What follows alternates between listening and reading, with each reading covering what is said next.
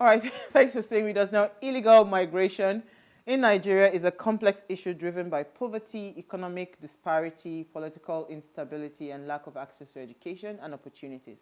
Migrants without credible information face significant risk, including exploitation, abuse, and harsh conditions.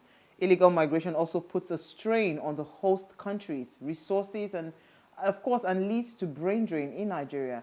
Now, addressing illegal migration requires tackling root causes, strengthening border security, promoting legal migration pathways, fostering international cooperations, and protecting migrants' rights, amongst others. So tonight we're asking, what are the legal routes to migrating in Nigeria, right? Now, please, let's hear what you have to say. Remember, you can join the conversation. Send us an SMS or WhatsApp to 801-803-84663. Now, you know, this subject is a sore point for Uti because she's anti-Japa.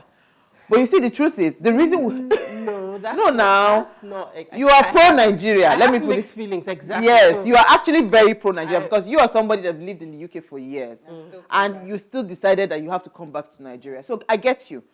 But the reason we are having this conversation today is that tomorrow somebody will go and enter cargo and says he wants to go to this thing, or somebody will take a visiting visa and go and stay in another man's country illegally, right? Whether we like it or not, illegal migration happens every single day. So my point is, instead of us, you know, trying to say, why are you doing this? Why don't we teach people better ways of migrating? How about that? No, I agree. So why I said I have mixed feelings is because I don't have a problem with people migrating to acquire knowledge, to develop themselves, to grow. But I would love for there to also be a is not is repatriation the right word for live people? I'm not sure. I'd like there to be a return of that knowledge and people with a view to improving things and making things better here. So that's why I said it's mixed feelings. But I totally agree. Too many people are Japa in the wrong way.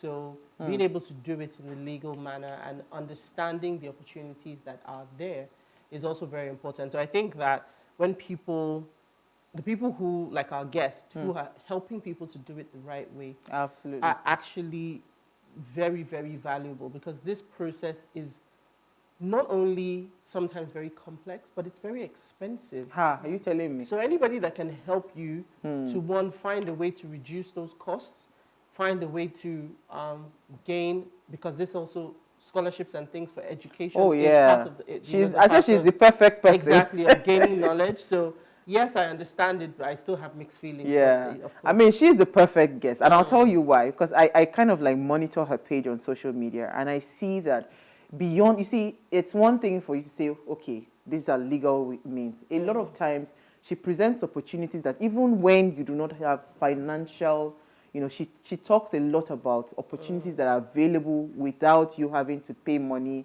You know, you get a sponsorship, you get a scholarship, you know, all of those kind of things. But so quickly, better ways to do it. Absolutely.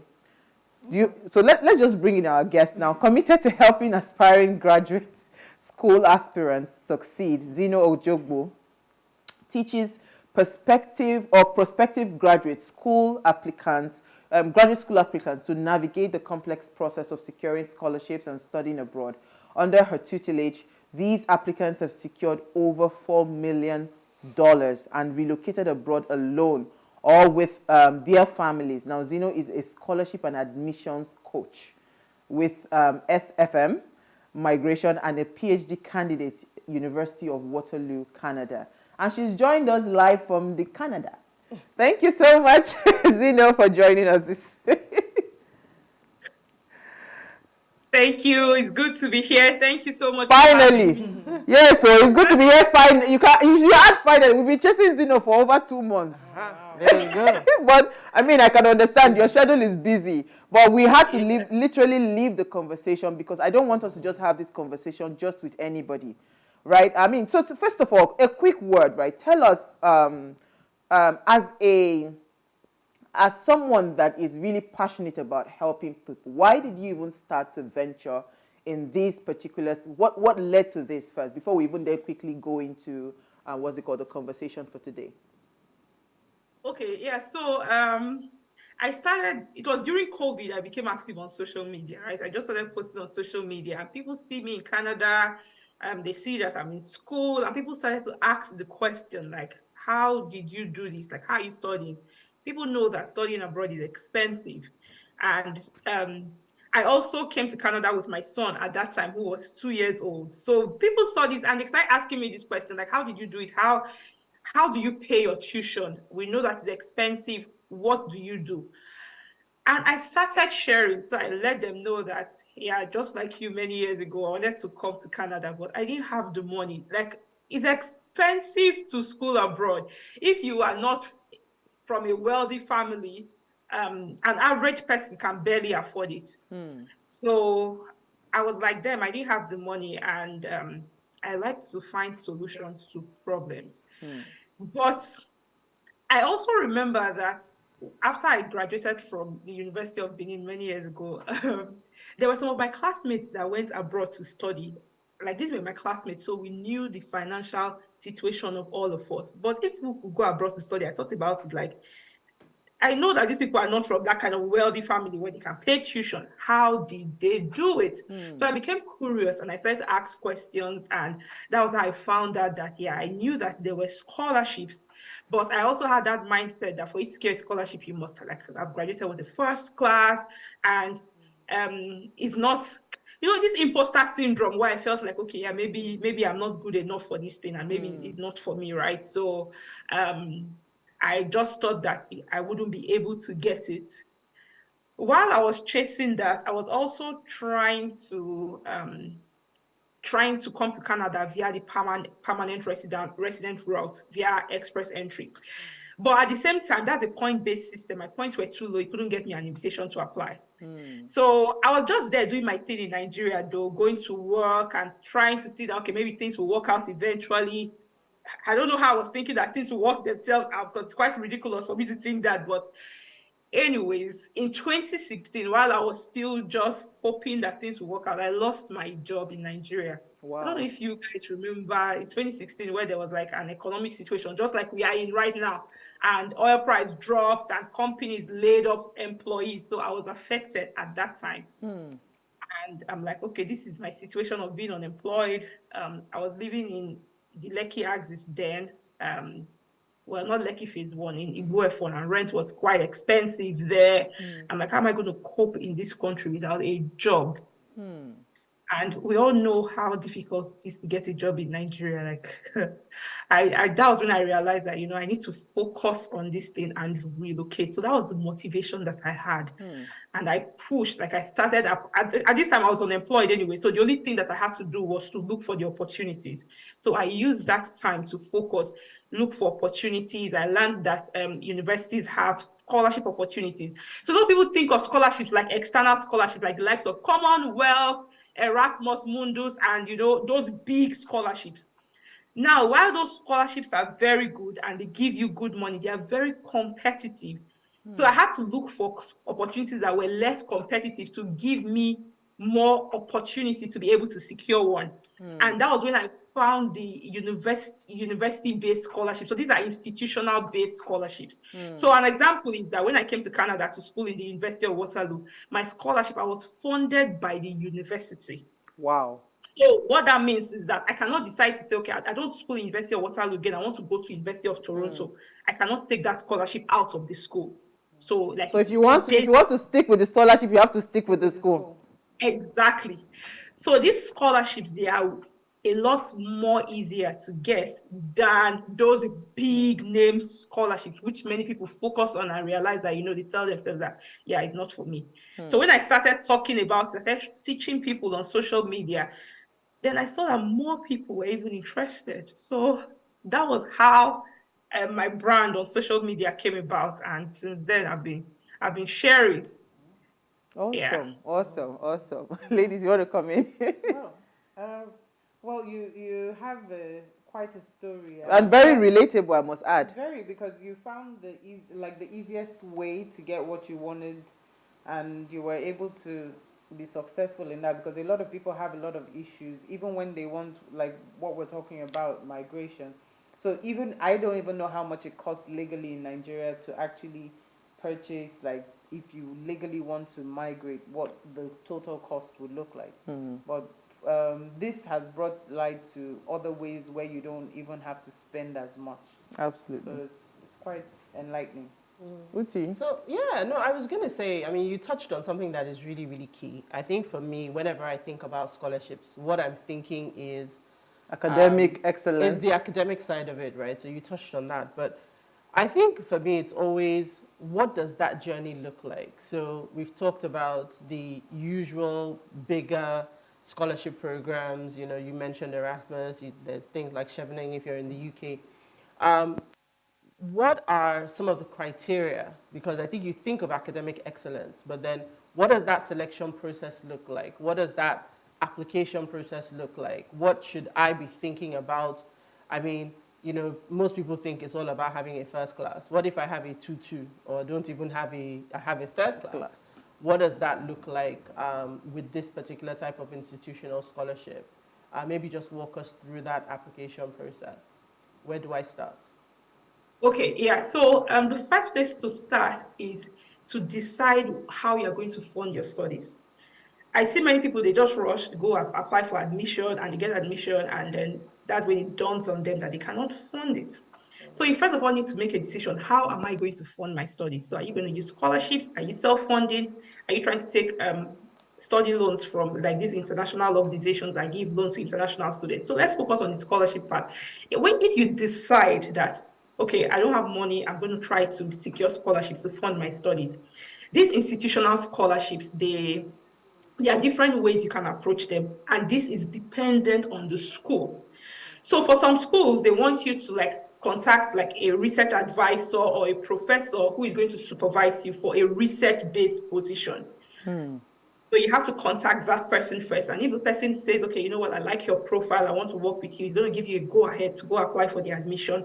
And on your application for your admission, there's a part that says, have you found an advisor? What is your advisor's name? And then you can put that professor's name there. Some other schools, they don't want you to find an advisor. They just tell you, you know what, apply, and our advisors will come and pick from the pool of applicants. And they pick their students that they want to supervise. So research-based funding, the way it works is like you're going to do a research-based master's or a PhD. These professors, they have grants to do research. So they have research grants, and they need students to work in the lab to do this research. And when I say lab now, people may think of a physical place. It could be a physical place, or it could be a group of people. So some people, they work on, let's say that their research involves like doing surveys and talking to people. They say, yes, in my research lab, they are referring to a group of people. They don't necessarily have to be in a physical space. But for me, as a chemical engineer, I have to be in a physical space because I do like physical experiments.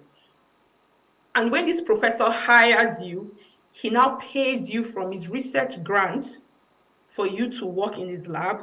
In exchange, you do the research and you get a degree. So that's how this money comes about. So it could be in form of that research assistantship, or some schools will tell you, okay, you know what, you're going to help a professor with teaching. So like a teaching assistant, where maybe you support, you proctor exams, you mark assignments, mark exams. Or they have another like graduate assistantship. Like if you now go to the US as an example, graduate assistantship. Here you can do like a course-based master's or a course-based programs where you don't have to do a thesis. There's no thesis component to it, and then you can get that funding. So they tell you that, yeah, you're going to get tuition waiver, plus you're going to get a stipend, but you're going to be doing a job. Maybe you're working as a porter in the hostel, or you work in parking services, or you work in the library, or you work in the IT department. So it is generally attached to something. Exactly, yes. So like they're paying you for what you are doing. So they pay you that money while you chase your degree. And I tell people that, you know, the universities abroad, they cannot run without graduate students. They need the graduate students to do the job. So there are some departments where they keep chasing graduate students. Come apply for teaching assistantship. They have to pay, they'll pay you, but they are looking for people to apply. But you know, this one is hard, Shao, because me when study physics, why I did for inside media now? How will I go and do graduate assistant? You know, so this is a very critical question, because you know why? In Nigeria, what you studied, right, it's only very few people that are lucky to be working were in the field of study that they actually studied. You see doctors now in the bank, or you see, bank turned interior decor. So there's not that link. And if you want to take off some of these kinds of, because I've seen that with things abroad, right? They really want to follow your history. So if you are doing, if you're doing physics, or you studied physics like me, they would expect that your work history is aligned with physics. Then if you're going to go and do a master's, it has to be, like that. So that kind of clear path is not available. So people that have probably digressed in terms of like their career from what they studied to what they're doing now, how easy will it be for them to be able to get some of these, scholarships? Because it's not tied to them. Because I see sometimes it has to be tied to your first degree somehow. Okay, so this is what we call this an employed study gap. So you have a study gap, but you have been employed in something different. Now, again, it depends on how long you have been doing that something different. So if you've been doing it for a while, let's say you've been doing it for 10 years, now you can leverage your work experience to get into a graduate program, because the work experience you've earned for all these years is even more than a bachelor's degree, for example. So if you have this work experience and you've been doing the job, then you can leverage that. Then many times while we work, like you get certifications, you are building skills, you have like proof to show that you have developed these skills over time. You just have to present that. And this is where application packaging comes in. At the end of the day, it depends on how you present your application. So I tell people that the scholarship committee, they are your customers. You, the applicant, you are selling a profile. What you sell is your academic profile.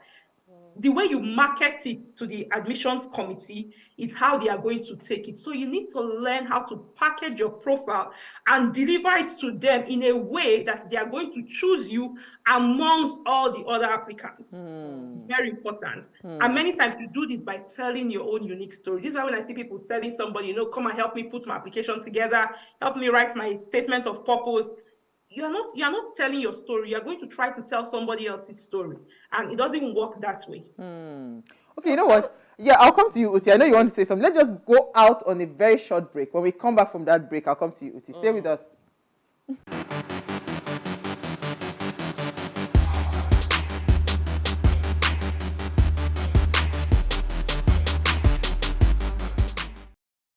All right, thanks for staying with us now. If you just tuned in, we're having a great conversation with Zeno, and we're discussing. This is it's a series. As Zeno has our time, we'll be bringing her again. It's legal routes to migration, and today I think we're just focusing on education today. Legal routes to migration, and that's the conversation. Please, let's hear what you have to say. Remember, you can join the conversation. Send us an SMS or WhatsApp to 081-803-4663. Uti. Yeah, so I mean, when I was listening to you talking about the teaching positions, graduate assistants, all sounds very interesting, right? Now, most times when I think about research degrees, they tend to be in the sciences. So let me say STEM or STEAM, whichever. I was going to say that. And not everybody has that background, right? So my question is twofold. One, yes, what kind of opportunities exist outside of the usual sciences, STEM, STEAM?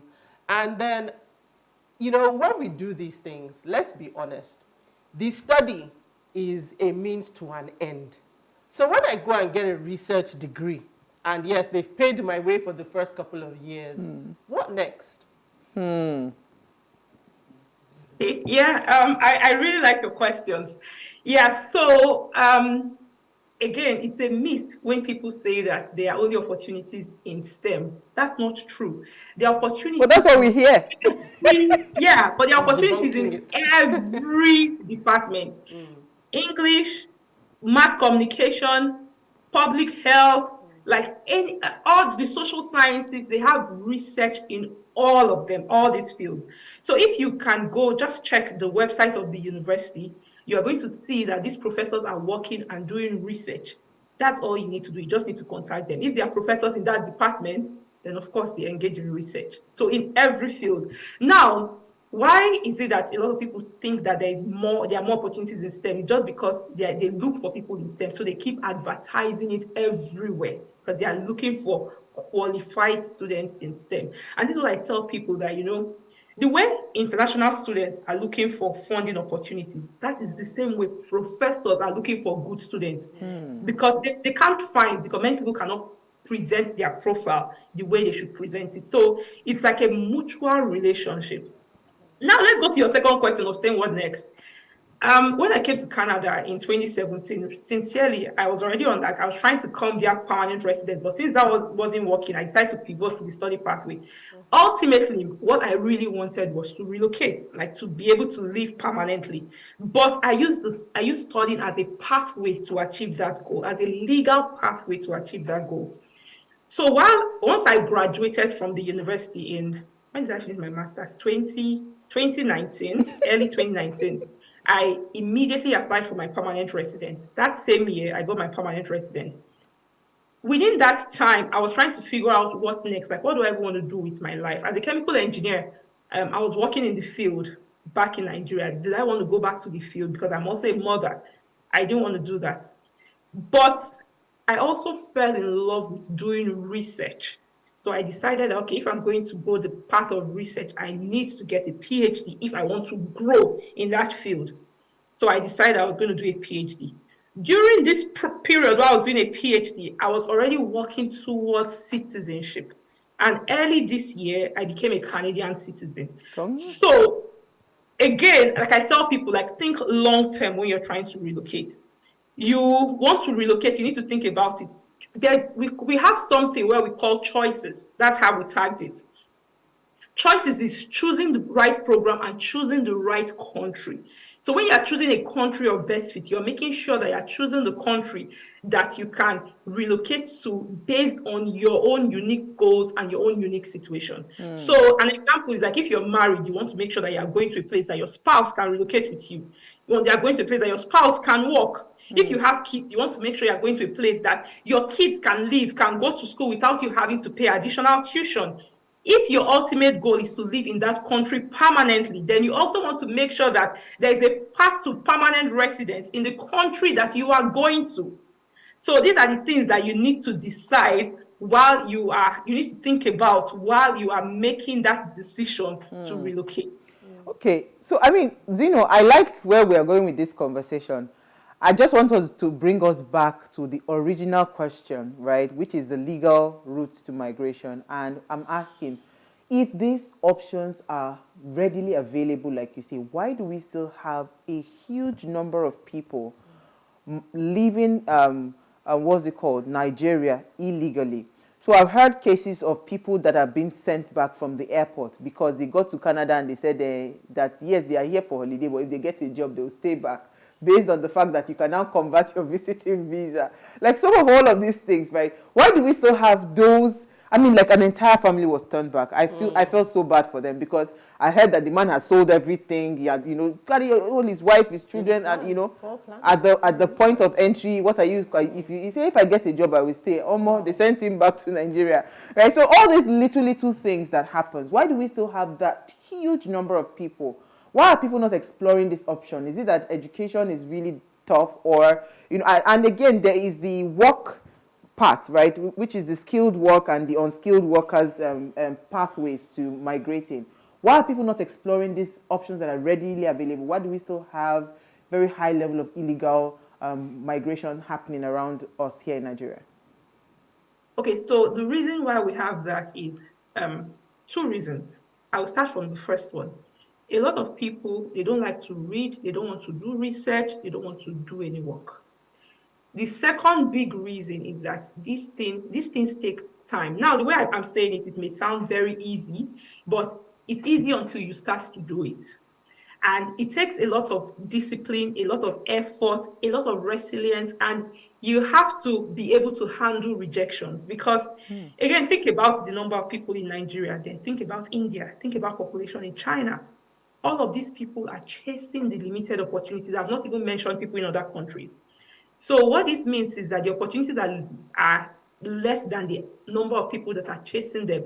So you have to ultimately differentiate yourself if you want to succeed. Now, I see sometimes I post scholarship opportunities and I put the link in the caption. And on the image of the video, I state it there, details in caption. people still comment, where is the link? It tells me that they did not read. And then people are looking for shortcuts, the easy way out. Sometimes the amount of money, time, effort people spend chasing shortcuts, they would have spent less if they had actually gone the right way to just do it. But people are chasing shortcuts. They don't want to work. When people come and they deceive them that, yes, when you just get to Canada, you just go in, your work permit is inside your visit visa. Yes, a lot of ridiculous things. And people want to hear, they like to hear what they want to hear. And when you tell them that these things are not easy, be ready to put in the work, they don't want to do it. Some people will come and tell me, you know what, Zeno, you do it for me. I'm in my final year of my PhD. I stayed up until 2 a.m. last night applying for funding opportunities. And I tell people that the number of funding opportunities that I've applied for in my lifetime, it's a lot. And I was a very broke student, and I just couldn't remain in that situation. I didn't want to live from hand to mouth with my child, looking at my child, and we don't have enough. I had to start applying for scholarships. And from doing those applications and dealing with many rejections, I now got to a point where for every scholarship I applied to, it became easy. So I got the university scholarship. I got the Ontario government scholarship. I got the Canada federal government scholarship. So it got to a point where everything that I applied to, I just got. But it took a lot for me to get there. I did not graduate to a first class, so that people will not be saying that, yes, she must be very brilliant and whatnot. In fact, my CGPA was a 3-pointer over 5. So it's not like I was not top in my class. I just want to put it there so that people can understand that, it's not because she's too intelligent. But I hustle. If they say that there is this thing that is available and there's a legal way to get it, I would learn how to do it. I will practice doing it. I will do it until I become an expert in doing it, until I can get it. And I will not give up along the line. But many people, when they do it once, they'll be like, you know what, it's not working. And then, so this is the reason why you see people going shortcut, looking for illegal routes. They don't want to work. They don't want to do anything.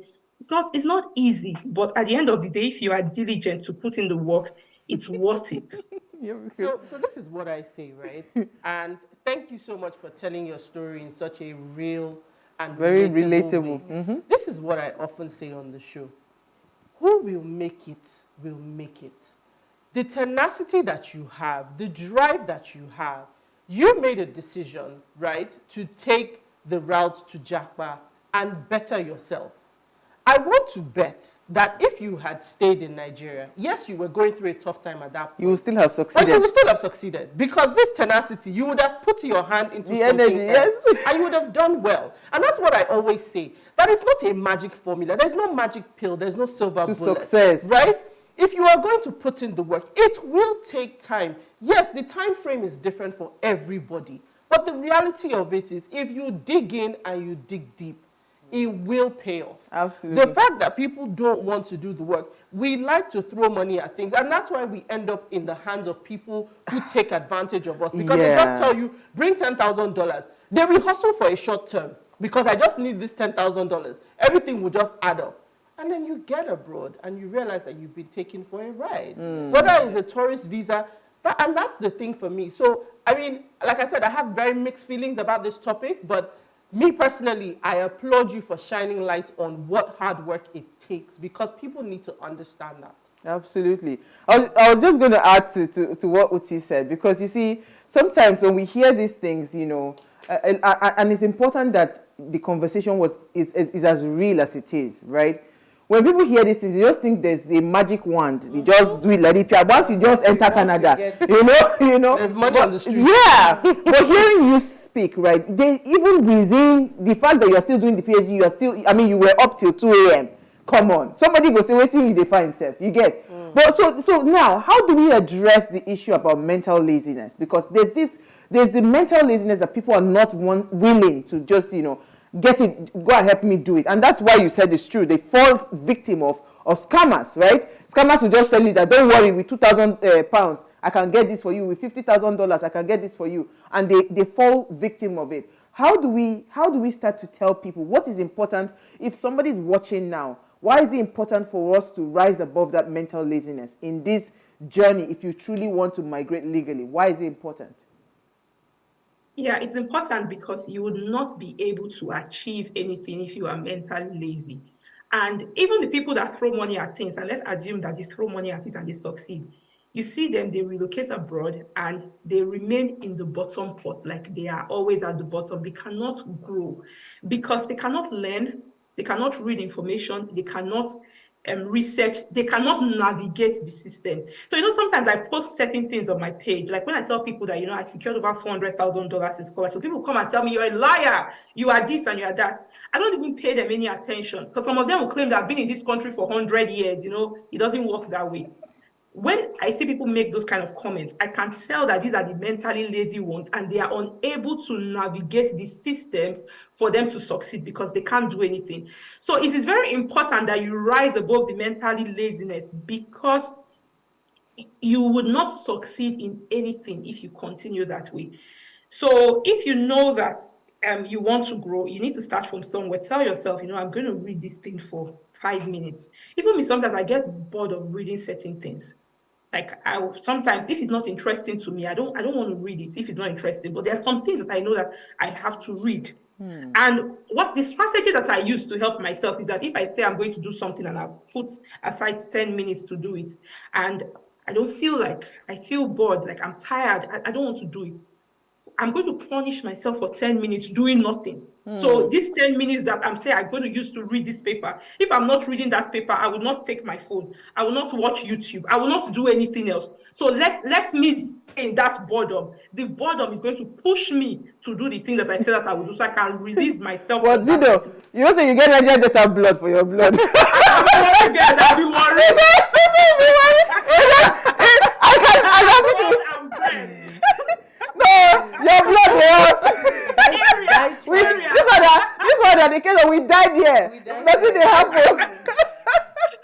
Well, I mean, this is. I told you, what are you going to carry last? Let's take a comment quickly. Okay, this comment is from Daniel Ilo. Good evening, my beautiful sisters of what are you saying? #ways. Japa series, legal routes to migration. Japa is a means whereby someone relocates to another country because of hardship. According to our sister, our beautiful guest, she made mention of relocating to the right country, not only relocating because of relocating sake. I am on the same boat with my dear beautiful sister Uti. I am against Japa. I am also in support of it. Why am I against it? Because it's stressful. Why am I not? Why am I in support of it? Because there is no option and choice. The only way out is to Japa to avoid further suffering and hardship. If we have to Japa, let us go to the right country in order to avoid regrets. Nice having you back, Sister Uti. I missed you. God bless you. My name is Daniel Ilo. I mean, regular fan. Absolutely. We are the final word for Zeno.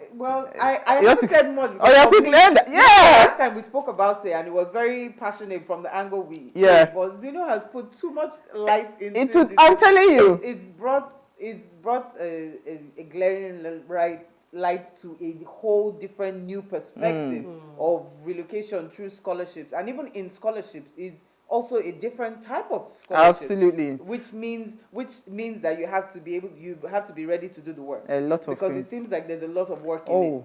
So you're studying and schooling. I was gonna just ask Zeno. So if somebody is looking today to say I want to take this path, I hear you say that first of all the person must be clear on their plan, right? So if I've decided that it is the scholarship route to go to. So how do they begin to search for? Because in fact, they should go to your page. Go and look for it. Going to say. See, Zeno has so many things. Your research on I'm telling you. It's just I'm never ready. Once I'm ready, I'll come for you. I'll send you a DM. If there's anything I'd like to even know, give an idea of the cost. No, it's not even the cost right now. It's even how to. So what are the best places? Because I know you always drop those lists. Or the best places to start to search from. How do they even? So just like in 2 minutes, if you can just quickly walk somebody through. I want to move now and I want to go through school and I've decided that yes, I don't have the money, I want to go through scholarship. What is the first maybe 5 steps to take? Okay, so the first step to take is for you to decide where you want to study based on your unique situation. These days, many people are going to Canada. Canada is a good country if you are looking to like become a permanent resident and a citizen fast. Like for me, it took me like 4 to 5 years to become a citizen. So if you are looking for funding, you have third class, like any grades, especially people that have low grades, third class, second class, lower, you should be looking at US. The opportunities in the US in terms of funding is like a bottomless pit because there are lots of universities there and there's a lot of money in that country. So you should be looking at the US. You want to relocate fast, like, okay, I'm giving myself like 6 months. I want to have left this country in 6 months. Go to UK, but you should hold your money to fund it. So go to UK, you're going to relocate fast.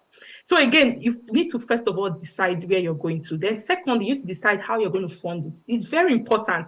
It comes first before doing any application.